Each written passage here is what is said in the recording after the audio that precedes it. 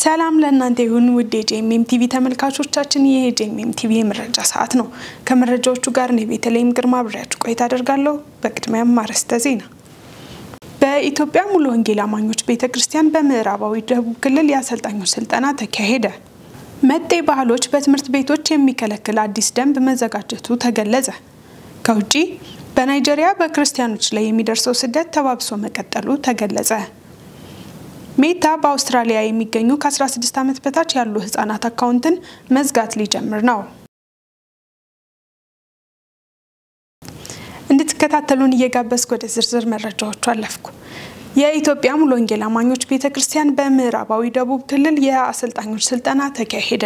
በኢትዮጵያ ሙሉ ወንጌል ዋና ጽሕፈት ቤት በኩል ህዳር 5 እና 6 2018 ዓ.ም ተዘጋጅቶ እየተሰራጨ ባለው የልጆች ማስተማሪያ መጽሐፍ ላይ እንደ እድሜያቸው የአሰልጣኞች ስልጠና በክልሉ ካሉት ክላስተሮች መካከል በጅማ፣ በቦንጋ፣ በአጋሮና በሊሙ ከሚገኙ አጥቢያዎች ለተወጣጡ ከ40 በላይ ለሚሆኑ አስተማሪዎች ስልጠናው ተሰጥቷል። የክልሉ ፕሬዝዳንት የሆኑት ፓስተር ታገሰ ገማ በጅማ ክላስተር በነበረው የጅማሬ ፕሮግራም ላይ ተገኝተው በትውልድ ላይ መስራት ለወንጌል ቀጣይነት ትልቅ አስተዋጽኦ ያለው በመሆኑ ለዚህ ስለተመረጣችሁ እንኳን ደስ አላችሁ በማለት መልእክት ያስተላለፉ ሲሆን ስልጠናውን ፓስተር ኢሳያስ ዮሐንስና ፓስተር አብዩ ጌታውን ሰጥተዋል።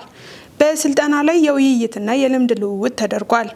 አሰልጣኞቹ በቀጣይ በየአጥቢያቸው በመሄድ የልጆችን አስተማሪዎችን በማሰልጠን መንፈሳዊ ኃላፊነታቸውን እንደሚወጡ ገልጸዋል። 44 ሚሊዮን በላይ ኢትዮጵያውያን የንጹህ የመጠጥ ውሃ አቅርቦት እንደሌላቸው ተገለጸ። ወርልድ ፖፑሌሽን ሪቪው በ2025 ኢትዮጵያ ዝቅተኛ የመጠጥ ውሃ ጥራት ካላቸው ሀገራት መካከል አንዷ ነች ያለ ሲሆን በዚህም ለኢትዮጵያ 19.2% ውጤት ተሰጥቷታል። ንጹህ ያልሆነን ውሃ ከሚጠጡ 100,000 ሰዎች ውስጥ ምን ያህሉ እድሜውን ከውሃው ጋር በተያያዘ እንደሚያጣ መሰረት በማድረግ መለኪያው የተሰራ ሲሆን እንደ ጀርመን፣ ዩናይትድ ኪንግደም፣ ጣሊያንና ግሪክ ያሉ ሀገራት 100 ተሰጥቷቸው ዜጎቻቸው ንጹህ ውሃ የሚጠጡባቸው ሀገራት ተብለዋል። በዝርዝሩ ዝቅተኛ ነጥብ የተሰጣቸው 10 ሀገራት ሙሉ ለሙሉ ከአህጉራችን አፍሪካ የሚገኙ ሲሆን ኢትዮጵያ አሁንም 44 ሚሊዮን በላይ ዜጎቿ የንጹህ ውሃ አቅርቦት እንደሌላቸውና ይህም 42.7% ህዝቧን መሆኑ በዝርዝሩ ተገልጿል። 44 ሚሊዮን ዜጎቿ የንጹህ መጠጥ ውሃ አቅርቦት አያገኙባትም የተባለችው ኢትዮጵያ ከናይጄሪያ 60.1 ሚሊዮን ህዝብ በመቀጠልም ብዙ ሰዎች ንጹህ የመጠጥ ውሃ አቅርቦት የማያገኙባት አፍሪካዊ ሀገር ነች። መረጃውን ከቲግቫህ ማጋዚን አገኘ ነው። መጤ ባህሎች በትምህርት ቤቶች የሚከለክል አዲስ ደንብ መዘጋጀቱ ተገለጸ። ትምህርት ሚኒስቴር በትምህርት ተቋማትና አካባቢያቸው የትምህርት አዋኪ ጉዳዮችን ለመከላከልና ለመቆጣጠር ያለመ አዲስ የሚኒስቴሮች ምክር ቤት ረቂቅ ደንብ ማውጣቱን አስታውቋል። ይህ ደንብ ከኢትዮጵያውያን ወግና ልማድ ጋር ይቃረናሉ ተብሎ የተለዩ የውጭ ባህላዊ ልምዶችን ጨምሮ እየጨመረ የመጣውን አዋኪ ጉዳዮች ለመግታት ያለመ መሆኑ ተጠቁሟል። የደንቡ ዋና ዓላማ በትምህርት ቤቶችና አካባቢ የሚስተዋሉ አዋኪ ጉዳዮችን በመከላከል ሁለንተናዊ ስብዕናው የተሟላ በመልካም ስነ ምግባር የታነጸና ምግባረ ገብነትን የተላበሰ ብቁ ትውልድ እንደሚፈጠር ማስቻል ነው። ደንቡ የኢትዮጵያውያንን ባህልና ወግ የሚቃረኑ ተብለው በግልጽ የተዘረዘሩ አሉታዊ መጤ ድርጊቶችንና ክብረ በዓላትን በትምህርት ቤቶችና አካባቢ መፈጸም ሙሉ በሙሉ ይከለከላል። የሀገሪቷን ባህልና ወግ ይቃረናል ከተባሉት ድርጊቶች ውስጥ ክሬዚ ዴይ፣ ጀንትል ዴይ፣ ኦልዲስ ዴይ፣ ቫለንታይን ዴይ፣ ከለር ዴይ፣ ፒጃማ ዴይ የሚሉት ይገኙበታል። የትምህርት አዋኪ ድርጊቶችን የሚፈጽሙ ግለሰቦችና ተቋማት እስከ 150 ሺህ ብር ቅጣት በአዲሱ ደንብ ይጠበቅባቸዋል ተብሏል። ዘገባው የካፒታል ጋዜጣ ነው። ያለ ረዳት አገልግሎት የሚሰጡ የህዝብ ማመላለሻ ተሽከርካሪዎችን ሊቀጡ ነው ተባለ።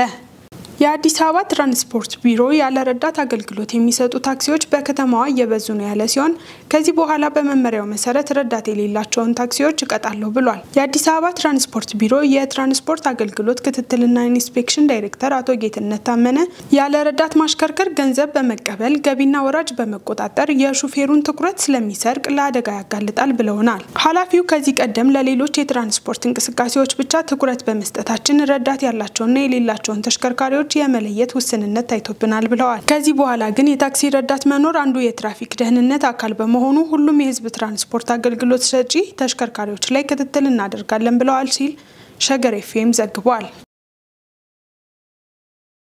የተወደዳችሁ ተመልካቾቻችን አሁንም መረጃዎቻችን ወደ እናንተ መድረሳቸው እንደቀጠለ ነው። አሁን ደግሞ ከውጭ ያገኘናቸው መረጃዎች እናልፋለን።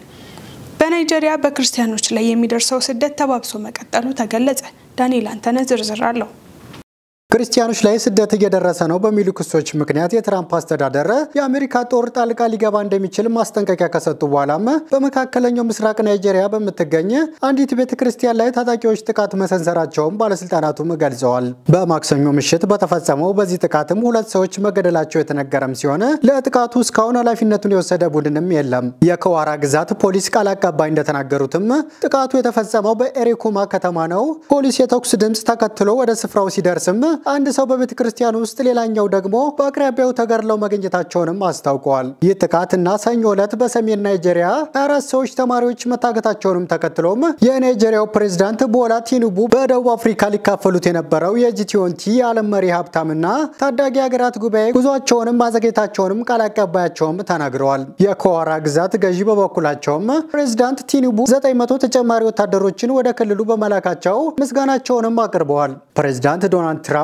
በዚህ ወር መጀመሪያ ላይ በናይጄሪያ ክርስትና የህልውና አደጋ ተጋርጦበታል በማለትም ፔንታጎን የአሜሪካ መከላከያ ሚኒስቴር በምዕራብ አፍሪካዊቷ ሀገር ሊወሰድ ስለሚችል ወታደራዊ እርምጃ ዝግጅት እንዲጀመር ማዘዛቸውም ተዘግቧል። የናይጄሪያው ፕሬዝዳንት ቲኑቡ በበኩላቸውም ናይጄሪያን እንደ ሃይማኖት የማትታገስ ሀገር አድርጎ መግለጽ የሀገሪቱን እውነታ አንጸባርቅም ሲሉ ምላሻቸውንም ሰጥተዋል። ተንታኞቹ እንደሚሉትም ምንም እንኳን ክርስቲያኖች በጥቃቱ ሰለባ ከሆኑት መካከል ቢሆኑም በአብዛኛው ጥቃቶቹ ሰለባ የሚሆኑት በሙስሊም በበዛበት የሰሜን ናይጄሪያ ክፍል የሚኖሩ ሙስሊሞች ናቸውም ተብሏል። የመካከለኛው ናይጄሪያ ክልል በአካባቢው አርብቶ አደሮችና አርሶ አደሮች መካከል በመሬትና በውሃ ውስንነት ምክንያትም በሚፈጠሩ ግጭቶች ምክንያትም ለዓመታት ሲታመሱም ቆይተዋል። እነዚህ ግጭቶች የሃይማኖት መልክ በመያዝም በአብዛኛው ከሙስሊም አርብቶ አደሮች ወይም ከክርስቲያን አርሶ አደር ማህበረሰቦች ጋር የሚወግኑ ሚሊሻዎችም ፈጥረዋል። የሰሜኑ ክፍል ደግሞ በቦኮ ሃራምና አይኤስ በተቆራኙ ቡድኖች ጥቃት በየጊዜውም እንደሚፈጸምም ተገልጿል።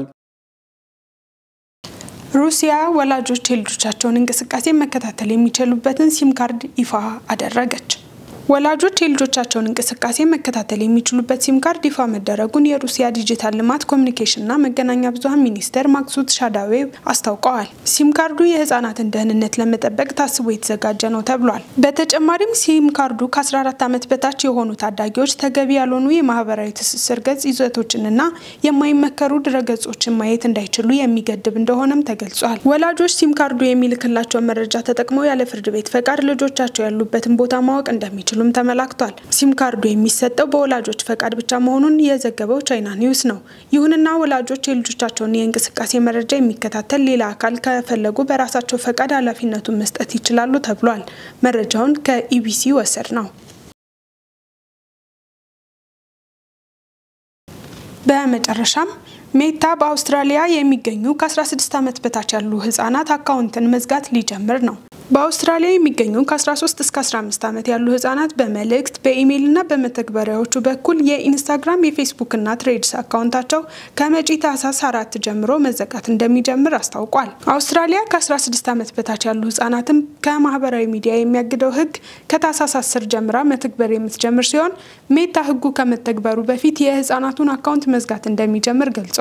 በአውስትራሊያ ከ13 እስከ 15 እድሜ ክልል ውስጥ ከ150 የፌስቡክ እና 350 የኢንስታግራም ተጠቃሚዎች አሉ ሲባል ሜታ ከታህሳስ 4 በኋላ እድሜያቸው ከ16 ዓመት በታች የሆኑ ህፃናት በሜታ ስር ያሉ የማህበራዊ ሚዲያዎችን አካውንት መክፈት እንደማይችሉም ገልጿል።